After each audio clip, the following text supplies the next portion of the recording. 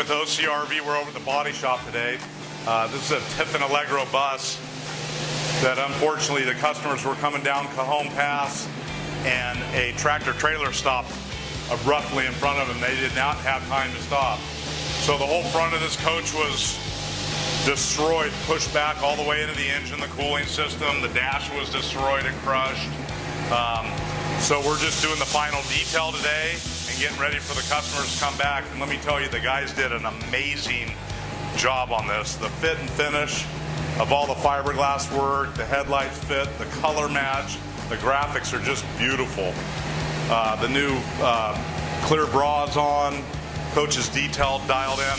Hope the customers get back in their coach and have a great time. It's been a long haul because parts are hard to get when you crash a brand new coach like this, but we've done a beautiful job and put it back fantastic for them.